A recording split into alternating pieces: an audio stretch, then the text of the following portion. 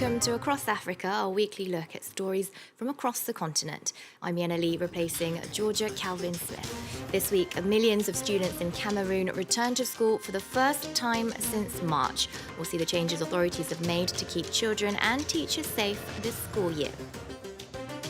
The Democratic Republic of Congo is bracing for heavy downpours as the rainy season kicks off.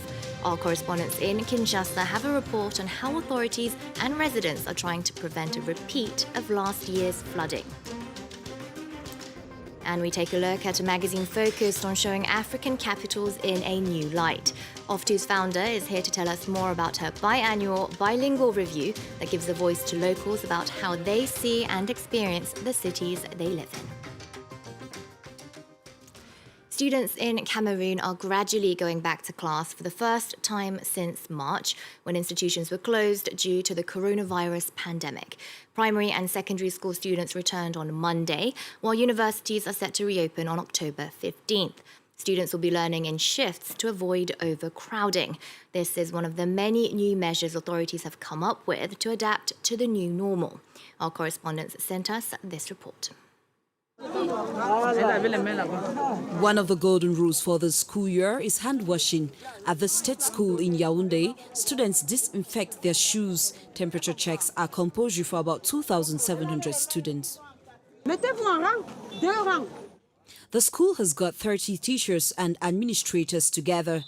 Under the supervision of their principal, Kingwe Mohamedou, they have the daily task of reinforcing coronavirus barrier measures.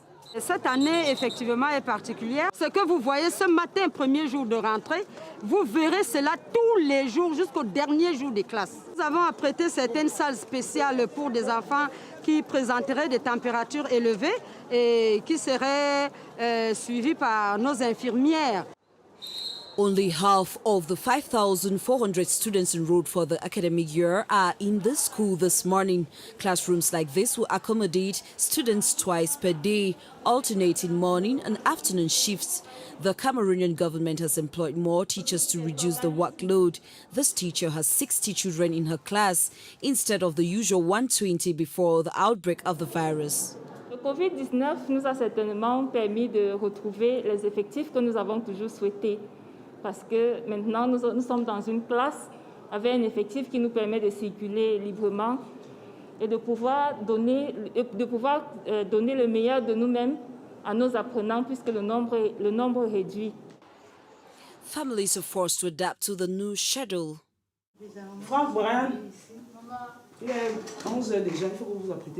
Marie Franks now has to get her two boys ready for school in the late hours of the morning. A challenge for the single mother who has to create a new schedule. J'ai l'habitude de sortir avec les enfants. Je sais qu'ils vont rentrer à 16h ou 15h. Mais maintenant, s'ils doivent partir à midi et que je ne suis pas là, je ne sais pas comment, je ne sais pas qui va les contrôler puisque nous restons juste à 3. Et là, c'est déjà difficile. 13 million Cameroonian students are back at school, a return to class under tight surveillance by the authorities who are still worried about an increase in the number of virus cases in the country. The Democratic Republic of Congo is bracing for the return of heavy downpours as the rainy season gets underway. Last year, dozens of people died in the capital Kinshasa and many families were left homeless. How are local authorities and residents preparing to avoid another disaster? Our team on the ground went to find out. This is what a typical street gutter in Kinshasa looks like. Thousands of tons of plastic waste floating in murky water. When it rains, the gutters overflow and flood the whole neighborhood. These are plastic bottles that people have thrown into the streets. We have to clear the gutters at least once a year. We have to act quickly to prevent flooding. With only a few days to go before the start of the rainy season, it's a race against time for authorities in Kinshasa, as well as for the city's 14 million residents. In the neighbouring district of Selembao, the biggest threat comes from erosion. Francisca Fida shows us the extent of last year's damage. There were houses everywhere, all the way down there. Here, the lack of proper drainage means that rainwater flows directly down these hills, carrying soil and ultimately causing landslides. Residents do what they can to avoid losing their homes. We buy these sandbags and we pile them up like this to stop the water from entering our neighbor's house. We're terrified. We've already lost our neighbors. We're waiting for our turn. For this expert, these measures won't solve the problem. He blames unregulated construction in flood-prone areas. Our cities are poorly organized. People build houses in those areas, and yet there is no urban planning. There are no prior public works to make those areas livable. Every year, floods cause major damage in the Congolese capital. At least 50 people died during last year's rainy season. And finally, a new magazine about African cities and their residents is on the shelves. Off To is a biannual bilingual magazine that wants readers to experience African cities in a new light. The first issue is on the Ghanaian capital, Accra. It features stories on urban planning, the art and culture scene, and the economy behind fast fashion and more. We're joined in the studio by its founder, Liz Gomez. Liz, thank you so much for being with us. Thank you for having me. You're a journalist and a filmmaker. What was your motivation in creating this magazine? My first motivation was to create kind of an encounter between African people without the filter of a certain Western gaze, because we used to hear the news from global medias, and it's always with a certain point of view, and I wanted to have a direct line between Africans themselves. And moreover, it's a conversation between the diaspora, which is outside of the continent, and the African people on the continent. I wanted to have that authentic voice.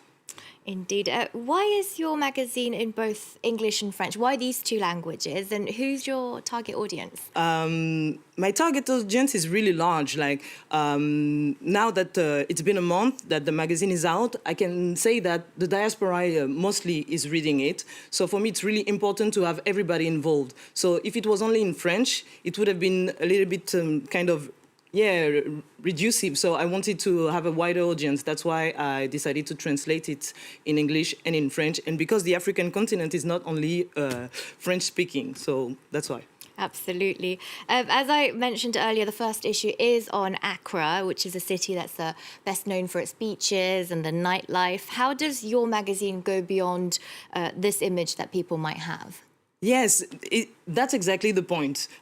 Because people think of Accra, think of Krokrobite beaches and all, and I wanted people to experience like the real Accra, the daily life Accra, the Accra that the people like you and me are experiencing on a daily basis. I wanted to have an authentic voice on it, because yes, we have the beaches, we have the festivals, we have the dynamic cultural scene, but we have also people that are doing great things like innovating in different disciplines. So that's why I wanted to open it and to go beyond the postcard, just like I used to say. All right. In this issue, you actually wrote one of the pieces called Dead White Man's Clothes. It's an interview with an NGO about the consequences of fast fashion on Ghanaian workers. What was the most memorable part of this piece for you? I think the most memorable part was the part that is talking about the Kayayes. Those women are the less paid inside of that huge market, which is Contamento.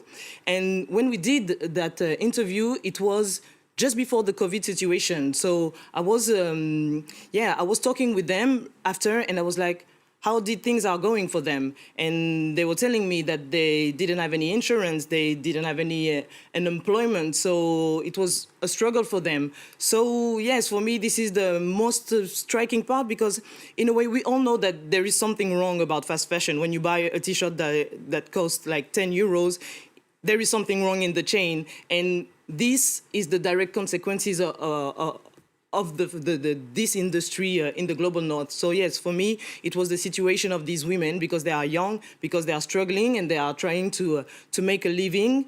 And COVID situation just put them into trouble.